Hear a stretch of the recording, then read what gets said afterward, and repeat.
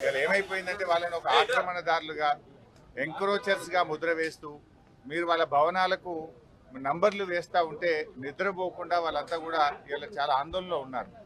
అది కొనుక్కున్న భూములు ప్రభుత్వమే రిజిస్ట్రేషన్ చేసింది, ప్రభుత్వమే మున్సిపాలిటీ అనుమతి ఇచ్చింది, ప్రభుత్వమే విద్యుత్ కనెక్షన్ ఇచ్చింది, ప్రభుత్వమే వాటర్ కనెక్షన్ ఇచ్చింది. వాళ్ళు ప్రతి సంవత్సరం ట్యాక్స్ కడతా ఉన్నారు. అటువంటి వాళ్ళను కూల్చేసేటువంటి కార్యక్రమం ఇవాళ ప్రభుత్వం మానుకోవాలన్నదే బీఆర్ఎస్ పార్టీ చెప్తా ఉంది. ఇందిరమ్మ రాజ్యం అంటే మరి గరీబీ హఠావ్ అంటారు, కానీ మీరేం చేస్తున్నారు? గరీబోంకో హఠావ్ అనే విధంగా ఇవాళ కాంగ్రెస్ పార్టీ పనిచేస్తూ ఉంది. మీరు పేదలకు కూడు గుడ్డ నీడ కల్పించాలని ఇందిరమ్మ చెప్తే, ఇందిరమ్మ రాజ్యం అని చెప్పుకునే మీరు పేదల యొక్క వాళ్ళ కూడును గూడును మీరు ఇవాళ దూరం చేసేటువంటి ప్రయత్నం ఏదైతే చేస్తున్నారో దాన్ని మానుకోవాల్సినటువంటి బాధ్యత ఇవాళ కాంగ్రెస్ పార్టీ మీద ఉంది. రాహుల్ గాంధీ గారు బుల్డోజ్ రాజ్యానికి మేము వ్యతిరేకమని, బుల్డోజ్ రాజ్యం పోవాలని గంభీరమైన ఉపన్యాసాలు రాహుల్ గాంధీ గారు ఇస్తా ఉన్నారు. మరి ఇక్కడ ఈ తెలంగాణలో హైదరాబాద్లో బుల్డోజర్ రాజ్యమే నడుస్తూ ఉంది. రాహుల్ గాంధీ గారికి మేము విజ్ఞప్తి చేస్తా ఉన్నాం, వెంటనే బుల్డోజ్ రాజ్యాన్ని ఆపండి, బలవంతపు కూల్చివేతలు ఆపండి. ఇలా రాష్ట్రంలో అనేక సమస్యలు ఉన్నాయి. రాష్ట్రంలో పేదలందరూ కూడా ఎన్నో ఇబ్బందులతో ఉన్నారు. రైతులకు ఇప్పటిదాకా రైతు బంధు డబ్బులు పడలేదని లక్షలాది మంది రైతులు ఎదురు చూస్తా ఉన్నారు. ముఖ్యమంత్రి ఏమంటుండు? డబ్బులు లేవు రైతు బంధు వేయడానికి అంటున్నాడు. రుణమాఫీ చేయడానికి డబ్బులు లేవంటున్నాడు ముఖ్యమంత్రి గారు. 100 రోజుల్లో 4000 పెన్షన్ ఇస్తా అన్నాడు. 4000 పెన్షన్ కు డబ్బులు లేవంటున్నాడు ముఖ్యమంత్రి గారు. మహిళలకు 2500 ఇస్తా 100 రోజుల్లో అని ప్రభుత్వంలోకి వచ్చావు. ఎప్పుడు ఇస్తావు 2500 అంటే డబ్బులు లేవని ముఖ్యమంత్రి గారు మాట్లాడుతున్నారు. ఎస్సీ ఎస్టీ బీసీ మైనారిటీ హాస్టళ్లలో పిల్లలకు అన్నం పెట్టడానికి 7 నెలల నుంచి మెస్ ఛార్జీలు లేవు. 7 నెలల నుంచి పేద పిల్లలకు, లక్షల మంది పేద విద్యార్థులకు అన్నం పెట్టడానికి డబ్బులు లేవంటావు, కానీ మూసీ సుందరీకరణకు 1,50,000 కోట్లు పెడతా అంటావా? నీ ప్రాధాన్యత ఏంది? పేద పిల్లలకు బుక్కెడు కడుపు నిండా అన్నం పెట్టి చదువు చెప్పడం నీ ప్రాధాన్యతనా? 1,00,000 కోట్లు ఖర్చు పెట్టి మూసీ సుందరీకరణ చేయడం నీ ప్రాధాన్యతన్నా? ఇలా కొన్ని మీడియాల్లో పత్రికల్లో చూస్తున్నాం, ఆడపిల్లలు టాయిలెట్కి వెళ్ళడానికి 100 మంది ఆడపిల్లలు 200 మంది ఆడపిల్లలకు ఒకే టాయిలెట్ ఉందని చెప్పి పిల్లలు ఇబ్బంది పడతా ఉన్నారు. ఆ పేద పిల్లలకు ప్రభుత్వ స్కూళ్లలో టాయిలెట్లు కట్టడం నీ ప్రాధాన్యతన్నా? 1,00,000 కోట్లు పెట్టి మూసి సుందరీకరణ చేయడం నీ ప్రాధాన్యతన్నా? ఏది నీ ప్రాధాన్యత? నిన్న నేను సబితక్క గారు గాంధీ హాస్పిటల్ పోతే మందులు లేవు. మేము తెలుసుకుంటే ఏంటంటే సెంట్రల్ డ్రగ్ స్టోర్లో బిల్లులు చెల్లించక కంపెనీలు మందుల సప్లైని ప్రభుత్వానికి నిలిపివేశారు. రాష్ట్రమంతా కూడా ఈరోజు మలేరియా, డెంగ్యూ, వైరల్ ఫీవర్స్ తో ప్రజలు బాధపడుతుంటే సర్కార్ దవాఖానాలలో గోళీలు లేవు. కేసీఆర్ కిట్ బంద్ చేసిండ్రు, న్యూట్రిషన్ కిట్ బంద్ చేసిండ్రు. ఏంది అంటే గవర్నమెంట్ డబ్బులు ఇస్తలేదు, కంపెనీలు మందులు సరఫరా చేయడం లేదు అంటున్నారు.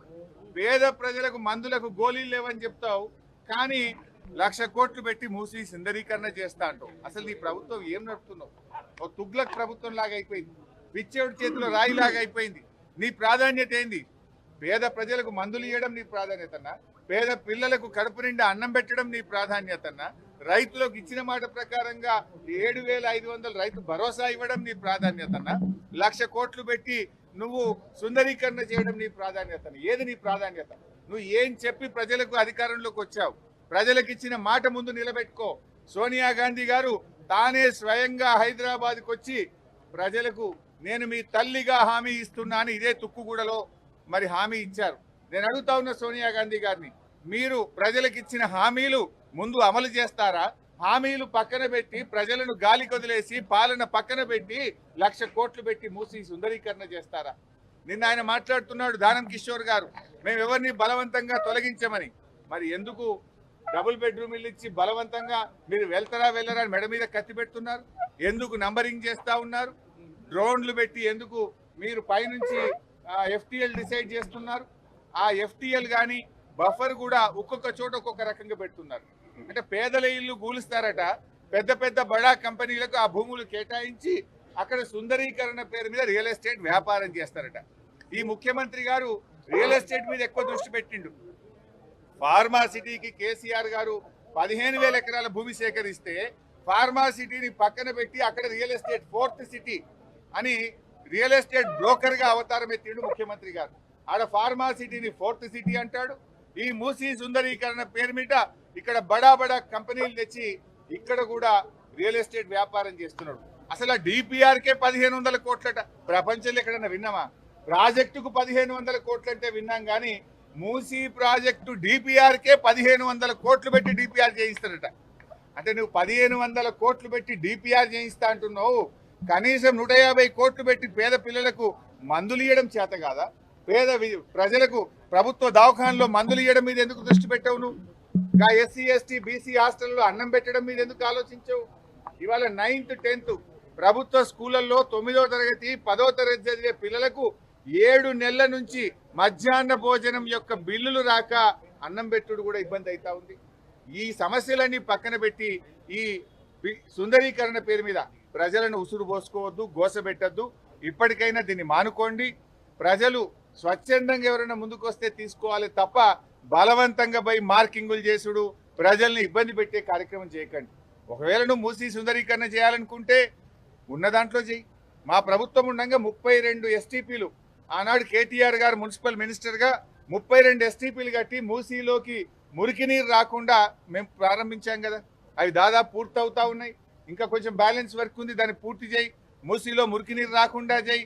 మూసీలోకి ఇవాళ ఎక్కడి నుంచి గోదావరి నీరు తెస్తావు నువ్వు? కేసీఆర్ కట్టించిన కాళేశ్వరం ప్రాజెక్టు నుంచి మూసీకి నువ్వు మంచినీళ్ళు తెస్తా, గోదావరి నీళ్ళు తెస్తా అంటున్నావు. కాళేశ్వరం దండగంటావు, కాళేశ్వరం కూలిపోయిందంటావు. నిన్నేమంటాడు దానం కిషోర్? వారం రోజుల్లో టెండర్ పిలుస్తున్నాం, 5000 కోట్లు శాంక్షన్ చేసినాం, మేము ఆ మూసీలోకి గోదావరి నీళ్లు తెస్తా అంటున్నాం. ఎక్కడికి వస్తాయి గోదావరి నీళ్ళు? కేసీఆర్ కట్టించిన కాళేశ్వరం ప్రాజెక్టుకి వెళ్ళి గోదావరి నీళ్ళు తెస్తా అంటున్నావు నువ్వు. కాళేశ్వరం కూలిపోయిందని మాట్లాడేది రేవంత్ రెడ్డి, కాళేశ్వరం నుంచి మూసీకి గోదావరి నీళ్లు తెస్తా అని చెప్పేది కూడా రేవంత్ రెడ్డి. నీది నోరా మోరా?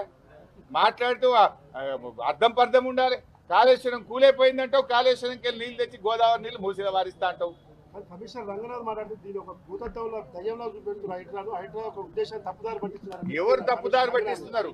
రంగనాథ్ గారు, మేము వాళ్ళ దగ్గర పోలే, ప్రజలే తెలంగాణ భవన్ ను అడ్రస్ వెతుక్కొని ఆటోలు తీసుకొని తెలంగాణ భవన్ కు వచ్చి మమ్మల్ని కాపాడండి, ఈ రేవంత్ రెడ్డి ఒక తుగ్లక్ లాగా వ్యవహరిస్తున్నాడు, ఈ పిచ్చి ప్రభుత్వం నుంచి మమ్మల్ని కాపాడండి అని ప్రధాన ప్రతిపక్షంగా ఈ రాష్ట్రాన్ని 10 ఏళ్లు పాలించిన కేసీఆర్ నాయకత్వం బాగుండే, కేసీఆర్ ఉండగా మమ్మల్ని మంచిగా చూసుకున్నాడు, ఈ రేవంత్ రెడ్డి వచ్చి మమ్మల్ని నిద్రపోనీయకుండా చేస్తున్నాడు, ఏ రాత్రి ఏమైతుందో మాకు తెలియకుండా గుండె ఆగిపోతుందా, కళ్ళు తెరుస్తామా తెరవమా అన్నంత బాధ ఉన్నది అని వాళ్ళు వచ్చి ఇక్కడికి కన్నీళ్లతో చెప్పుకున్నారు.